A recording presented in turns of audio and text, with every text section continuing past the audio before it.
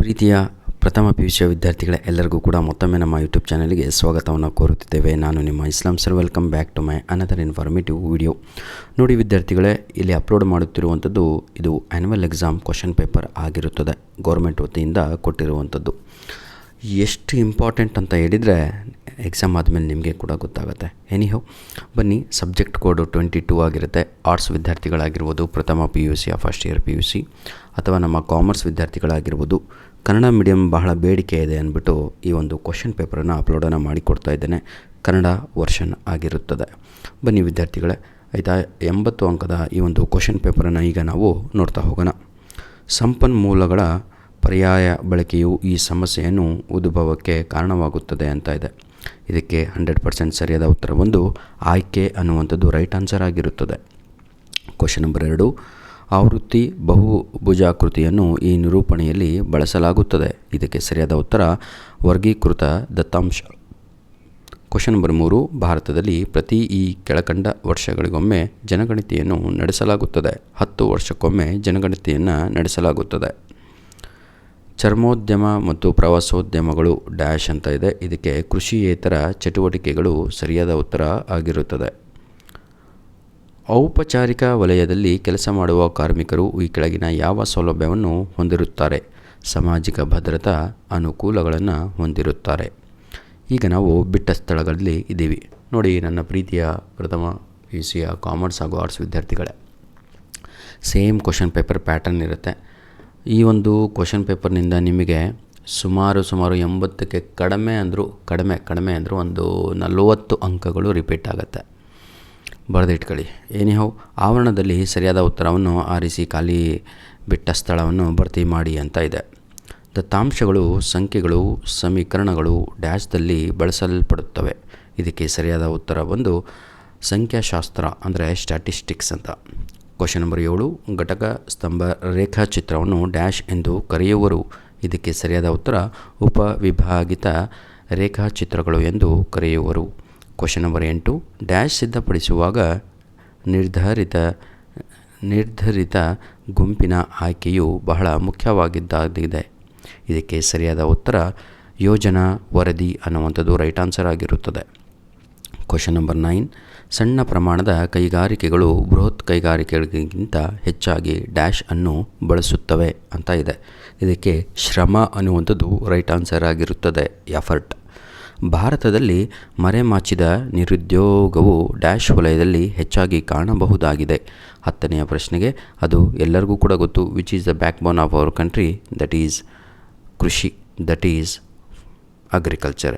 ಹಾಗಿದ್ರೆ ನಿರುದ್ಯೋಗ ಮರೆಮಾಚಿದ, ನೋಡಿ ಅದನ್ನೇ ಬ್ಯಾಕ್ ಬೋನ್ ಅಂತೀವಿ, ಅದನ್ನೇ ಇವತ್ತು ಬಿಟ್ಕೊಂಡು ಬರ್ತಾಯಿದ್ದೀವಿ, ಅದು ಕೃಷಿಯಾಗಿರುತ್ತದೆ. ಇದು ನಮ್ಮ ಮೇಲ್ ಐಡಿ ಕಂಡ್ರಪ್ಪ ವಿದ್ಯಾರ್ಥಿಗಳೇ. ನಿಮ್ಮ ಕಾಲೇಜಲ್ಲಿ ಏನಾದರೂ ಇವೇ ಇಂಪಾರ್ಟೆಂಟ್ ಕ್ವಶನ್ಸ್ಗಳು, ಇದೇ ಪಾಸಿಂಗ್ ಪ್ಯಾಕೇಜ್ ಏನಾದರೂ ಅಂತ ಹಾಕಿಕೊಟ್ಟಿದ್ರೆ ಈ ಒಂದು ಮೇಲ್ ಐಡಿಗೆ ನಿಮ್ಮ ಹೆಸರು ಬರೆದುಬಿಟ್ಟು, ನಾವೇನು ನಿಮ್ಮ ಆಸ್ತಿ ಕೇಳ್ತಾ ಇಲ್ಲ, ಏನೂ ಇಲ್ಲ ಕಣ್ರೋ, ಆಲ್ ಓವರ್ ಕರ್ನಾಟಕ ಎಲ್ಲ ವಿದ್ಯಾರ್ಥಿಗಳಿಗೂ ಕೂಡ ಹೆಲ್ಪ್ ಆಗಲಿ ಅಂತ ಉದ್ದೇಶ. ಇದು ನಮ್ಮ ಮೇಲ್ ಐಡಿ. ದಯವಿಟ್ಟು ಮೆಟೀರಿಯಲ್ ಏನಾದರೂ ಇದ್ದರೆ ಆರ್ಟ್ಸ್ ವಿದ್ಯಾರ್ಥಿಗಳೇ ರಿಕ್ವೆಸ್ಟು, ಇಂಗ್ಲೀಷಿನ ಬಗ್ಗೆ ಚಿಂತನೆ ಮಾಡಬೇಡ್ರೋ, ನನ್ನ ಜವಾಬ್ದಾರಿಯಲ್ಲಿ ಎಲ್ಲವನಿಗೂ 80ಕ್ಕೆ 80 ತೆಗೆಸ್ಕೊಡ್ತೀನಿ. ಎನಿಹೌ ಹೊಂದಿಸಿ ಬರೆಯಿರಿ. ಜನಗಣತಿ ಅಂತ ಇದೆ. ಇದಕ್ಕೆ ಸರಿಯಾದ ಉತ್ತರ ಬಂದು ಎಲ್ಲ ವ್ಯಕ್ತಿಗಳನ್ನು ಒಳಗೊಂಡಿರುತ್ತದೆ ಅನ್ನುವಂಥದ್ದು ರೈಟ್ ಆನ್ಸರ್. ಹೌದಲ್ವಾ? ಸಿಗ್ಮಾ ಎನ್ ಅಂತ ಇದೆ. ಇದಕ್ಕೆ ಸರಿಯಾದ ಉತ್ತರ ಬಂದು ಪ್ರಾಪ್ತಾಂಕಗಳ ಒಟ್ಟು ಸಂಖ್ಯೆ, PPI ಅಂತ ಇದೆ. ಇದಕ್ಕೆ ಸರಿಯಾದ ಉತ್ತರ ಉತ್ಪಾದಕರ ಬೆಲೆ ಸೂಚ್ಯಂಕ ಅನ್ನುವಂಥದ್ದು ರೈಟ್ ಆನ್ಸರ್ ಆಗಿರುತ್ತದೆ. ಪ್ರಧಾನಮಂತ್ರಿ ಅಂತ ಇದೆ. ಯೋಜನಾ ಆಯೋಗದ ಅಧ್ಯಕ್ಷರು ಅನ್ನುವಂಥದ್ದು ರೈಟ್ ಆನ್ಸರ್ ಆಗಿರುತ್ತದೆ. ವಿಶ್ವ ಬ್ಯಾಂಕು ಅಂತ ಇದೆ. ಇದಕ್ಕೆ ಸರಿಯಾದ ಉತ್ತರ ಭಾರತ ಮತ್ತು ಜ್ಞಾನ ಆರ್ಥಿಕತೆ ಅನ್ನುವಂಥದ್ದು ರೈಟ್ ಆನ್ಸರ್ ಆಗಿರುತ್ತದೆ. ಬನ್ನಿ ವಿದ್ಯಾರ್ಥಿಗಳೇ, ಈಗ ನಾವು ಕೆಳಗಿನ ಪ್ರಶ್ನೆಗಳಿಗೆ ಒಂದು ಪದ ಅಥವಾ ವಾಕ್ಯಗಳಲ್ಲಿ ಉತ್ತರಿಸಿ ಅಂತ ಇದೆ. 1 ಅಂಕದ ಪ್ರಶ್ನೆಗಳನ್ನು ಆನ್ಸರ್ ನೋಡ್ತಾ ಹೋಗೋಣ. ಮಾದರಿ ಆಯ್ಕೆಯ ದೋಷ ಎಂದರೇನು? ಸಹ ಸಂಬಂಧ ಎಂದರೇನು? ಬಂಡವಾಳ ಸರಕುಗಳ ಕೈಗಾರಿಕೆಗಳು ಎಂದರೇನು? NCERTಯನ್ನು ವಿಸ್ತರಿಸಿ. ಗ್ರಾಮೀಣ ಸಾಲ ಎಂದರೇನು? ನೋಡಿ ವಿದ್ಯಾರ್ಥಿಗಳೇ, ಇಲ್ಲಿಗೆ ಪಾರ್ಟ್ ಎ ಕಂಪ್ಲೀಟಾಗಿ ಮುಗಿದು ಹೋಗುತ್ತೆ. ಪಾರ್ಟ್ ಎ ನಿಮಗೆ 20 ಮಾರ್ಕ್ಸಿಗೆ ಇರುತ್ತೆ. ಈ ಪಾರ್ಟ್ ಎನಲ್ಲಿ ಯಾವುದೇ ರೀತಿಯಾದಂತಹ ಎಕ್ಸ್ಟ್ರಾ ಕ್ವಶನ್ಸ್ಗಳು ಇರಲ್ಲ, ಅಂದರೆ ಆಪ್ಷನ್ ನಿಮಗೆ ಸಿಗಲ್ಲ. ಎಲ್ಲವೂ ಕೂಡ ಅಟೆಂಡ್ ಮಾಡಬೇಕಾಗಿರುತ್ತೆ. ಅರ್ಥ ಆಗುತ್ತಲ್ವಾ ವೆರಿ ಗುಡ್. ಈಗ ಇದಕ್ಕೆ ಉತ್ತರಗಳನ್ನು ನಾವು ನೋಡ್ತಾ ಹೋಗೋಣ. ಎಲ್ಲಿಂದ? ಕ್ವಶನ್ ನಂಬರ್ 16ರಿಂದ. ನಿಮಗೆ ಎಲ್ಲ ಅಪ್ಲೋಡ್ ಮಾಡಿಕೊಡ್ತೀನಿ, ನಾವು ಟೆನ್ಷನ್ನೇ ತಗೋಬಿಡ್ರಿ. ನೀವು ಕೂತ್ಕೊಂಡು ಇವತ್ತಿಂದ ಓದಬೇಕು ಆಯಿತಾ. 2 ಪೇಪರ್ ಕೊಡ್ತೀನಿ ಕಣ್ರಿ. ನೋಡಿ, ನಿಮಗೆ ಸ್ಕೀಮ್ ಆಫ್ ವ್ಯಾಲ್ಯೂಯೇಷನು ಕೂಡ ನಾನು ಕೊಡ್ತಾಯಿದ್ದೀನಿ. ಇದನ್ನು ಇಟ್ಕೊಂಡೇ ನಿಮ್ಮ ಟೀಚರು ವ್ಯಾಲ್ಯೂಯೇಷನ್ ಮಾಡಬೇಕಾಗಿರುತ್ತೆ. ನೋಡಿ, 1ನೇ ಆನ್ಸರು ಆಯ್ಕೆ, ಹೌದಲ್ವಾ? ನಿಮ್ಮ MCQs, 2ನೇದು ವರ್ಗೀಕೃತ ದತ್ತಾಂಶ, 3ನೇದು 10, 4ನೇದು ಕೃಷಿಯೇತರ ಚಟುವಟಿಕೆಗಳು, 5ನೇದು ಸಾಮಾಜಿಕ ಭದ್ರತಾ ಅನುಕೂಲಗಳು, ಹೌದಲ್ವಾ? ಈ ರೀತಿಯಾಗಿ ಬನ್ನಿ. ಈಗ ನಾವು ಕ್ವಶನ್ ನಂಬರ್ 16ರಿಂದ ಅದನ್ನು ಉತ್ತರಗಳನ್ನು ನೋಡ್ತಾ ಹೋಗೋಣ. 16ಕ್ಕೆ ಮಾದರಿ ನೋಡಿ, ಅಂದಾಜಿನ ಮತ್ತು ಜನಸಂಖ್ಯೆಯ ಸಹಜ ಗುಣಲಕ್ಷಣಗಳು ನಡುವಿನ ವ್ಯತ್ಯಾಸವೇ ಮಾದರಿ ಆಯ್ಕೆ ದೋಷಗಳು ಎಂದು ಕರೆಯುತ್ತಾರೆ. ಅರ್ಥ ಆಗುತ್ತಾ ವಿದ್ಯಾರ್ಥಿಗಳೇ? 17ನೆಯ ಪ್ರಶ್ನೆಗೆ ಸರಿಯಾದ ಉತ್ತರ 2 ಅಥವಾ 2ಕ್ಕಿಂತ ಹೆಚ್ಚಿನ ಏನಿದು ಚಲಕಗಳ ನಡುವಿನ ಸಂಬಂಧವನ್ನು ಏನಂತ ಕರೀತವ್ರೆ? ಸಂಖ್ಯಾಶಾಸ್ತ್ರೀಯವಾಗಿ ಪರೀಕ್ಷಿಸುವ ಸಾಧನವೇ ಸಹಸಂಬಂಧ ಎಂದು ಕರೆಯುತ್ತಾರೆ. ಅರ್ಥ ಆಗತ್ತೇನ್ರಿ? ನೀವು ಒಂದು ಕೆಲಸ ಮಾಡಬೇಕು. ಏನು ಮಾಡಬೇಕು ಹೇಳಿ ನೋಡೋಣ. ಇದು 1K ಆದಮೇಲೆ ಪ್ರತಿಯೊಬ್ಬರಿಗೂ ಕೂಡ ಇದರ ಒಂದು PDF ಕಾಪಿ ಸಿಗೋದು ನಿಮಗೆ ಉಚಿತವಾಗಿ ವಿತ್ ಕೀ ಆನ್ಸರ್. ಯಾವನೂ ಕೊಡೋಲ್ಲ ನಿಮಗೆ. ಬೇಡ ಬಿಡಿ, ಟೆಸ್ಟ್ ಇಟ್ ಎನಿ ಹೌ, ಆಯಿತಾ? ನಿಮ್ಮ ಪ್ರೀತಿ ಹೀಗೆ ಇರಲಿ ನಮ್ಮ ಜೊತೆ. ನಾವು ಹೇಳುವಂಥದ್ದು ಇಷ್ಟೇ ನಿಮಗೆ ವಿದ್ಯಾರ್ಥಿಗಳೇ, ದಯವಿಟ್ಟು ಈ ಎಲ್ಲ ಪ್ರಶ್ನೆ ಪತ್ರಿಕೆಗಳನ್ನು ಚೆನ್ನಾಗಿ ಓದ್ಕೊಂಡು ಎಕ್ಸಾಮಲ್ಲಿ ಔಟ್ ಆಫ್ ಔಟ್ ತೆಗೀರಿ. 100% ಇವೆಲ್ಲ ನಾನು ಅಪ್ಲೋಡ್ ಮಾಡುವಂಥ ಪ್ರಶ್ನೆಗಳು ನಿಮ್ಮ ಎಕ್ಸಾಮಲ್ಲಿ ಇರ್ತವೆ, ಆಯಿತಾ? ಧನ್ಯವಾದಗಳು. ಈಗ ನಾವು ಮುಂದಿನ ಭಾಗಕ್ಕೆ ಹೋಗೋಣ. ಕ್ವಶನ್ ನಂಬರ್ 18ಕ್ಕೆ ಏನಿದೆ ನೋಡಿ, ಸರಕುಗಳು ಉತ್ಪಾದನೆ ಬೇಕಾಗುವ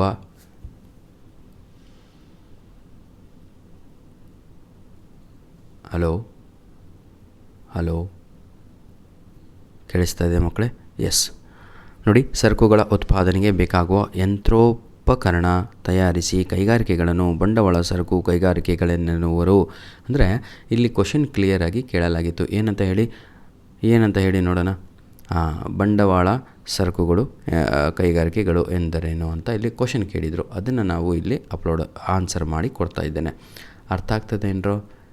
ನನಗೆ ಪಾಪ ಕ್ವಶನ್ ವಿತ್ ಆನ್ಸರ್ ಡೈರೆಕ್ಟಾಗಿ ನಿಮ್ಮ ಕಣ್ಣಿಗೆ ಕಾಣಂಗಿರ್ತಿದ್ರೆ ಅನುಕೂಲ ಆಗೋದೇನೋ ಅಂತ ನನಗೆ ಅನ್ನಿಸ್ತಾ ಇತ್ತು. ಎನಿಹೌ, ಬೇಜಾರಾಗ್ಬಿಡಿ. ಕ್ವಶನ್ ನಂಬರ್ 19 ಇಲ್ಲಿ ನಿಮಗೇನು ಕ್ವಶನ್ ಕೇಳಿದರು ಹೇಳಿ ನೋಡೋಣ. ನನಗೆ ನೆನಪಿರುತ್ತೆ, ನಿಮಗಿರಲ್ಲ. NCERT ವಿಸ್ತರಿಸಿ ಅಂತ ಇತ್ತು, ಹೌದಲ್ವಾ? 19ನೇ ಕ್ವಶನ್ನು. NCERT ಅಂದರೆ ರಾಷ್ಟ್ರೀಯ ಶೈಕ್ಷಣಿಕ ಏನಿದು ಸಂಬೋಧನೆ ಮತ್ತು ತರಬೇತಿ ಸಂಸ್ಥೆ ಅನ್ನುವಂಥದ್ದು ರೈಟ್ ಆನ್ಸರ್. ಕ್ವಶನ್ ನಂಬರ್ 20 ಗ್ರಾಮೀಣ ಸಾಲ ಎಂದರೇನು ಅಂತ ಪ್ರಶ್ನೆ ಇತ್ತು. ಗ್ರಾಮೀಣ ಸಾಲ ಎಂದರೇನು ಅಂದರೆ ಬೀಜ ಬಿತ್ತನೆ, ರಾಸಾಯನಿಕ ಗೊಬ್ಬರ, ಕೃಷಿ ಉಪಕರಣಗಳು ಮತ್ತು ಇತರೆ ಕೌಟುಂಬಿಕ ವೆಚ್ಚಗಾರ, ವಿವಾಹ, ವರ್ಣ ಮತ್ತು ಏನಿದೆ ಧಾರ್ಮಿಕ ಆಚರಣೆ, ಆಯಿತಾ? ಇದನ್ನು ನಾವು ಗ್ರಾಮೀಣ ಸಾಲ ಅಂತ ಕರಿತೀವಿ. ಈಗ ನಾವು ಪಾರ್ಟ್ ಬಿನಲ್ಲಿ ಇದ್ದೀವಿ ವಿದ್ಯಾರ್ಥಿಗಳೇ. ಪಾರ್ಟ್ ಬಿ ನೀವು ನೋಡಿದ ಹಾಗೆ ನೋಡಿ, ಕ್ವಶನ್ ನಂಬರು 21ರಿಂದ ಸ್ಟಾರ್ಟ್ ಆಗುತ್ತೆ.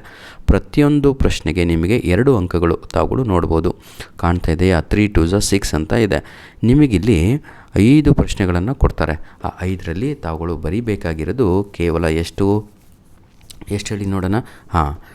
ಕೇವಲ 3 ಪ್ರಶ್ನೆಗಳು. ಹಾಗಿದ್ದರೆ ಇದರ ಒಂದು ಆನ್ಸರನ್ನು ಕೂಡ ನಾವು ನೋಡ್ತಾ ಹೋಗಬೇಕಾಗತ್ತೆ. ಚಲಕ ವಿಧಗಳನ್ನು ತಿಳಿಸಿ ಅಂತ ಇದೆ. ಯಾವುದು? Question number 21. ಇದಕ್ಕೇನು ಆನ್ಸರ್ ಇದೆ ಅಂತ ನೋಡೋಣ. ಯಾಕಂದರೆ ವಿದ್ಯಾರ್ಥಿಗಳು ಸುಮ್ಮನೆ ಏನೋ ಅಪ್ಲೋಡ್ ಮಾಡಿಕೊಟ್ಬಿಡ್ತಾರೇನೋ ಸರ್ ಅಂತ ಆಗಬಾರ್ದು. ಇಷ್ಟೇ ಸರ್ ಆನ್ಸರು. ಎಷ್ಟಿದೆ ಗೊತ್ತಾ ಆನ್ಸರು? ನೋಡಿ, 1 ಅಂತ ಹಾಕಿ ಸತತ ಚಲಕ, ಇನ್ನೊಂದು ಅಸತತ ಚಲಕ ಅಂತ ಇಷ್ಟು ಬರೆದ್ರೆ ನಿಮಗೆ ಅಲ್ಲಿ, ಯಾಕಂದರೆ ನಿಮಗೆ ಚಲಕದ ವಿಧಗಳನ್ನು ತಿಳಿಸಿ ಅಂತ ಕೇಳಿದರೆ 2 ವಿಧಗಳು ಬರೆದ್ರೆ ಮುಗೀತು. ಕ್ವಶನ್ ನಂಬರ್ 22 ಕೇಂದ್ರೀಯ ಪ್ರವೃತ್ತಿ ಮಾಪನದ ವಿಧಗಳು ಯಾವುವು ಅಂತ ಕೇಳಿದರೆ 3 ವಿಧಗಳಿದ್ದಾವೆ. ಅಂಕಗಣಿತ ಸರಾಸರಿ ಅಂತ, 2ನೇದು ಮಧ್ಯಾಂಕ ಅಂತ, 3ನೇದು ಬಹುಲಕ ಅಂತ. ಇಷ್ಟೇ. ಕ್ವಶನ್ ನಂಬರ್ 23 ಎಷ್ಟು ಈಸಿಯಾಗಿತ್ತು ಅಲ್ವಾ? ಅಲ್ಲಿ ಕೆಳಗಿನ ದತ್ತಾಂಶ ಯಾವ್ದು ಕೊಟ್ಟಿದ್ರು? X5 7 7 8 9 11 12 15 25 ಈ ಎಲ್ಲ ನಂಬರ್ಸ್ಗಳನ್ನು ಅವರು ದತ್ತಾಂಶ ಕೊಟ್ಟಿದ್ದರು, ಆಯಿತಾ? ಇಲ್ಲಿ ಏನು ಮಾಡಬೇಕು, ನೀವು ಮಧ್ಯಾಂಕವನ್ನು ಕಂಡುಹಿಡಿಬೇಕು. ಮಧ್ಯಾಂಕವನ್ನು ಹೇಗೆ ಕಂಡುಹಿಡಿತೀರಾ? ಬಹಳ ಈಸಿ ಅಲ್ವಾ? ಭಾಳ ಈಸಿ ಕಣ್ರಿ. ಈ ಕಡೆಯಿಂದ 4 ಆ ಕಡೆಯಿಂದ 4 ತೆಗೆದ್ರೆ ಮುಗೀತು. ಮಧ್ಯಾಂಕ ಆಗಿರೋದೇ 9. ಹೆಂಗೆ ಸರ್ ಕಂಡುಹಿಡಿದ್ಬಿಟ್ರಿ ಅಷ್ಟು ಬೇಗ? ಅಯ್ಯೋ ದೇವ್ರೆ, ಹಿಂಗೆ ನಾನು ಹೇಳ್ದಂಗೆ ಕಂಡುಹಿಡಿದ್ರೆ ನಿಮಗದು ಶಾರ್ಟ್ಕಟ್ ಮಾಡಿದರೆ ಎಕ್ಸಾಮಲ್ಲಿ 2 ಮಾರ್ಕ್ಸ್ ಕೊಡಲ್ಲ, 1 ಮಾರ್ಕ್ಸ್ ಕೊಡ್ತಾರೆ. ಹಾಗಾಗಿ ಫಾರ್ಮುಲಾ ಹಾಕಬೇಕು. ಮಧ್ಯಾಂಕ = n + 1/2 ಅಂತ. Total number ಎಷ್ಟಿದ್ದಾವಪ್ಪ? 9 ಇದ್ದಾವೆ. 1 2 ಹೌದಲ್ವಾ? 4 4 8 1 9 ನಂಬರ್ ಇದ್ದಾವೆ. 9 + 1 10 / 2 ಅಲ್ಲಿಗೆ 5 ಮೌಲ್ಯಾಂಕ ಅಂದರೆ ಫಸ್ಟ್ ಇಂದ ಹಿಡಿದು 5ನೇ ಸಂಖ್ಯೆಗೆ ಹೋಗಬೇಕು. 1 2 3 4 5 ಅಂತ ಕೌಂಟ್ ಮಾಡ್ಕೊತ ಬಂದರೆ 9ಕ್ಕೆ ನಾವು ಸ್ಟಾಪ್ ಆಗ್ತೀವಿ. ಹಾಗಿದ್ದರೆ ಮಧ್ಯಾಂಕ ನಮ್ಮದು 9 ಆಗಿರುತ್ತದೆ. Clear? Very good. Question number 24 ಎಷ್ಟು ಈಸಿ ಇದೆ ನೋಡಿ. ಈ ಕೆಳಗಿನ ನೋಡಿ ಏನು ತರಕಾರಿ ಉತ್ಪಾದನಾ ಮತ್ತು ಬೆಲೆ ಹಾಗಂದ್ರೇನು? ಋಣಾತ್ಮಕ ಸಹಸಂಬಂಧ ಅಂತ. ಇನ್ನೊಂದು ಕ್ವಶನ್ ಏನು ಏನಂತೀರ? ತಾಪಮಾನ ಮತ್ತು ಐಸ್ ಕ್ರೀಮ್ಗಳ ಮಾರಾಟ. ಇದನ್ನು ನಾವು ಧನಾತ್ಮಕ ಸಹಸಂಬಂಧ ಅಂತ ಕರಿತೀವಿ. ಕ್ವಶನ್ ನಂಬರ್ 25 ಯೋಜನೆಯನ್ನು ಅಭಿವೃದ್ಧಿಪಡಿಸುವಲ್ಲಿ ಮೊದಲ 4 ಹಂತಗಳನ್ನು ಬರೆಯಿರಿ ಅಂತ ಇದೆ. ಸಮಸ್ಯೆಯನ್ನು ಗುರುತಿಸುವುದು, ಹೌದಲ್ವಾ? ದತ್ತಾಂಶಗಳ ಸಂಗ್ರಹಣೆ, ಈ ರೀತಿಯಾಗಿ ತಗೊಳ್ಳೋ ಎಲ್ಲದೂ ಕೂಡ ಇದರಲ್ಲೇ ಕೊಟ್ಟಿದ್ದೀನಿ ಕಣೋ. ಚಿಂದಿ ಉಡಾಯಿಸ್ರಿ ಪೇಪರ್ ರೈತ. ಧನ್ಯವಾದಗಳು. ನಿಮ್ಮ ಪ್ರೀತಿ ವಿಶ್ವಾಸ ಸದಾ ಹೀಗೆ ಇರಲಿ. ನನ್ನ ಉದ್ದೇಶ ಇಷ್ಟೇ ಕಣ್ರಪ್ಪ. ಕ್ವಶನ್ ಪೇಪರು ಲೆಂತಿ ಆಗಿಬಿಟ್ರೆ ವಿಡಿಯೋ ಯಾವನು ನೋಡಲ್ಲ ಕಣ್ರು. ಹಾಗಾಗಿ ಬಹಳ ಬೇಜಾರಾಗತ್ತೆ ನಮಗೆಲ್ಲ. ಏನು ಮಕ್ಕಳಿಗೆ ಎಷ್ಟು ಮಾಡಿದರು, ಏನು ಮಾಡಲ್ಲ ಇವರು ಸಗಣಿನೇ ಅಂತ. ಯಾಕಂದರೆ ನೀವು ಎಕ್ಸಾಮ್ ಬಂದಾಗ ಅರ್ಜೆಂಟ್ ಬಂದಾಗ ಚೊಂಬಿಡಿತಾರಲ್ವ, ಅರ್ಜೆಂಟ್ ಬಂದಾಗ ಯಾರು ಹೋಗಿದ್ದಾರೋ ಇಲ್ಲೋ ಅಂತ ನೋಡೋದು, ಅರ್ಜೆಂಟ್ ಬಂದಾಗ ಯೋಚನೆ ಮಾಡೋದು, ಎಕ್ಸಾಮ್ ಬಂದಾಗ ನಾಳೆ ಇವತ್ತು ಕೂತ್ಕೊಳ್ಳೋದು, ಹೌದಲ್ವಾ? ಬೆಸ್ಟ್ ಯೂಟ್ಯೂಬ್ ಚಾನಲ್ ಯಾವುದು ಅಂತ. ಅಯ್ಯೋ ದೇವ್ರೆ, ನಾನು ನಿಮಗೆ ಒಂದು 20-30 ದಿನ ಮುಂಚೆ ಕೊಡ್ತಾಯಿದ್ದೀನಿ ಮೆಟೀರಿಯಲ್ಲು. ಓದ್ಕಡೆ 100% ಕ್ವಶನ್ ವಿತ್ ಆನ್ಸರನ್ನು ಕೊಟ್ಟಿದ್ದೀನಿ. ಇವೇ ನಿಮ್ಮ ಎಕ್ಸಾಮಿಗೆ ಬರುವಂಥದ್ದು ವಿದ್ಯಾರ್ಥಿಗಳೇ. Right and practice makes man perfect ಅಂತ.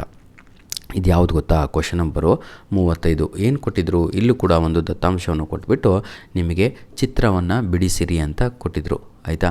ಯಾವುದು? ಈ ಪ್ರಶ್ನೆ ಆ್ಯಕ್ಚುಲಿ ಅಂಧ ವಿದ್ಯಾರ್ಥಿಗಳಿಗೆ ಮಾತ್ರ ಅಂತ ಕ್ಲಿಯರಾಗಿ ಮೆನ್ಷನ್ ಇದೆ. ಸ್ವಲ್ಪ ಎಕ್ಸಾಮಲ್ಲಿ ಅಂಥದ್ದನ್ನೆಲ್ಲ ನೋಡಿ ತಾವುಗಳು ಬರಿಬೇಕಾಗತ್ತೆ. ಆಯಿತಾ ವಿದ್ಯಾರ್ಥಿಗಳೇ? ಆಮೇಲೆ ಬರ್ಕೊಂಡು ನಾನೂ ಬರ್ತಿದ್ದೆ ಅಂತ ಹೇಳಬೇಡ್ರಿ. ಕ್ವಶನ್ ನಂಬರ್ 36 ನಿಮಗೆ ಅದು ಆಯಿತಾ? ಯಾವುದಾದ್ರೂ ತಾವುಗಳು ಏನಂತೀರ 4ಕ್ಕೆ ಉತ್ತರವನ್ನು ಬರೀಬೇಕು. 4 ಅಂಕದ ಪ್ರಶ್ನೆಗಳು ಆಗಿರ್ತವೆ. ಆಯಿತಾ? ಭಾಳ ಈಸಿಯಾಗಿದೆ ಕಣ್ರಿ. ಇದನ್ನೆಲ್ಲ ಬರಿತೀರ ನೀವು. ವಿತ್ ಕೀ ಆನ್ಸರ್ ಇದೆ ನೋಡ್ರಪ್ಪ. ಚೆನ್ನಾಗಿ ಓದ್ಕೊಂಡು ಚೆನ್ನಾಗಿ ಬರೀರಿ. ಆಯಿತಾ? ಇಲ್ಲೇ ಇದ್ದಾವೆ ಕ್ವಶನ್ಸ್ಗಳು. ಆಯಿತಾ? ವಿಶ್ವ ವ್ಯಾಪಾರ ಸಂಘಟನೆಯ ಕುರಿತು ಟಿಪ್ಪಣಿಯನ್ನು ಬರೆಯಿರಿ. ಭಾರತದಲ್ಲಿ ಮಹಿಳಾ ಶಿಕ್ಷಣವನ್ನು ಉತ್ತೇಜಿಸಿ ಅಗತ್ಯವನ್ನು ಚರ್ಚಿಸಿ. ವಿವಿಧ ವಲಯಗಳಲ್ಲಿ ಆರ್ಥಿಕ ಚಟುವಟಿಕೆಯನ್ನು ಪಟ್ಟಿ ಮಾಡಿ. ಪಾಕಿಸ್ತಾನದಲ್ಲಿ ಕಡಿಮೆ ಬೆಳವಣಿಗೆ ಮತ್ತು ಬಡತನ ಮರು ಹುಟ್ಟಿಗೆ ಕಾರಣಗಳನ್ನು ನೀಡಿರಿ. ಭಾಳ ಈಸಿಯಾಗಿರುತ್ತೆ, ಟೆನ್ಷನ್ ತಗೋಬೇಡಿ. ಎಕನಾಮಿಕ್ಸ್ ಅಷ್ಟು ಈಸಿ ಯಾವುದೂ ಅಲ್ಲ. ಕೂತ್ಕೊಂಡು ಬರೆದ್ರೆ, ಇಲ್ಲ ಅಂದರೆ ಸಗಣಿನೇ ಅಲ್ಲ. ಕ್ವಶನ್ ನಂಬರ್ 47 ಇದರಷ್ಟು ಈಸಿ ಯಾವುದೂ ಅಲ್ಲ ಕಣ್ರಿ. ಇದೇನು ಅಂತ ಗೊತ್ತಾ ನಿಮಗೆ? ಹಾಗೂ ಔಪಚಾರಿಕ ಮತ್ತು ಅನೌಪಚಾರಿಕ ಕೆಲಸಗಾರರನ್ನು ಗುರುತಿಸಿ ಅಂತ. ಇದರಷ್ಟು ಈಸಿ ಯಾವುದೂ ಅಲ್ಲ ಕಣ್ರು.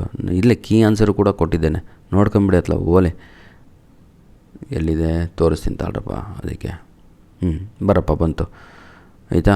ನೋಡಿ ಇಷ್ಟೇ ಸರ್, ಏನೂ ಇಲ್ಲ. ಭಾಗ ಮಾಡೋದು, ಈ ಕಡೆ ಇಷ್ಟು ಈ ಕಡೆ ಇಷ್ಟು. ಲಾಸ್ಟ್ ಮೇನ್ ಕ್ವಶನ್ನು ನೋಡಲಿಕ್ಕೆ ಅಯ್ಯೋ ದೊಡ್ಡ ಮೇನ್ ಕ್ವಶನ್ನು ಅಂತ ಏನೂ ಇಲ್ಲ. ಆಯಿತಾ? ICICI ಬ್ಯಾಂಕು ಖಾಸಗಿನೋ ರಾಷ್ಟ್ರೀಯ ಅಥವಾ ವಿದೇಶಿ ಅದನ್ನು ಬರೀಬೇಕು. ಖಾಸಗಿ ಬ್ಯಾಂಕು ಅಂದರೆ ಪ್ರೈವೇಟ್ ಬ್ಯಾಂಕು. ಕೆನರಾ ಬ್ಯಾಂಕು ಇದು ನಮ್ಮ ಗೌರ್ಮೆಂಟ್ ಬ್ಯಾಂಕು, ರಾಷ್ಟ್ರೀಕೃತ ಬ್ಯಾಂಕು ಅಂತ.